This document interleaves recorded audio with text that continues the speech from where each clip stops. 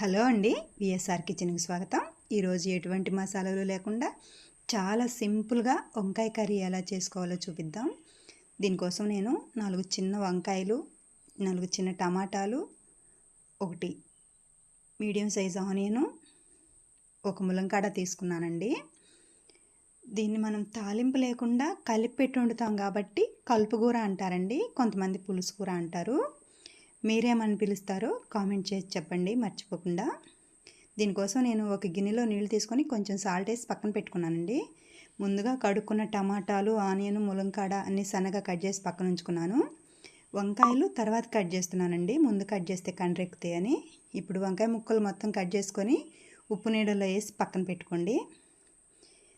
దీంట్లో ఎటువంటి మసాలాలు ఉండవండి, తాలింపు కూడా ఉండదు. దీనికోసం మనం కర్రీ చేయాలనుకున్న గిన్నె తీసుకొని ఆనియన్స్, ములంకాడ, టమాటాలు వేసుకొని కడిగి నీళ్ళల్లో పెట్టుకున్న వంకాయ ముక్కలు కూడా వేసుకోండి. ఇప్పుడు నేను కొంచెం కళ్ళుప్పు వేసుకుంటున్నాను, మీ దగ్గర ఉంటే వేసుకోండి, లేదంటే సాల్ట్ వేసుకోండి. కొంచెం ఉప్పు, ఇప్పుడు 2 టీ స్పూన్లు కారం వేసుకున్నాను, 1 పావు టీ స్పూను పసుపు. మీరు ఎంత కారం తింటారో, ఎంత ఉప్పు తింటారో అలా చూసి వేసుకోండి. 2 టేబుల్ స్పూన్లు ఆయిల్ వేసుకుంటున్నాను. ఇవన్నీ ఇప్పుడే అడ్జస్ట్ చేసుకోవాలండి, ఎందుకంటే తాలింపు ఉండదు కాబట్టి నూనె కూడా ఎంత కావాలో అంతే వేసుకోండి. ఇలా వేసుకొని ఇలా బాగా కలుపుకోండి. నాకైతే కొంచెం కారం తక్కువ అనిపిస్తుంది, నేను ఇంకొక హాఫ్ టీ స్పూన్ అయితే వేస్తున్నాను. మీరు తినే కారాన్ని బట్టి కారము, ఉప్పు, పసుపు, నూనె అన్నీ అడ్జస్ట్ చేసుకొని వేసుకోండి. ఇలా మొత్తం కలిసేలా కలుపుకొని ఇప్పుడు వాటర్ పోసుకుందాము. ముక్కలు మునిగేలాగా వాటర్ పోసుకోండి, ఎందుకంటే ఇవన్నీ బాగా ఉడకాలి కాబట్టి ముక్కలు మునిగే వరకు వాటర్ పోసుకొని మూత పెట్టేసి ఉడికించుకోవటమేనండి. చూసారు కదా, తాలింపుతో కూడా పని లేకుండా ఎంతో సింపుల్గా, ఎంతో టేస్టీగా. మన పెద్దవాళ్ళు, అమ్మమ్మ వాళ్ళు ఇలాగే వండేవాళ్ళండి.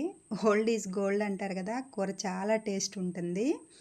ఇలా రెడీ చేసుకున్న కర్రీని స్టవ్ వెలిగించి ముందుగా రెడీ చేసుకున్న గిన్నెని పెట్టుకొని మూత పెట్టుకొని ఉడికించుకోవటమేనండి.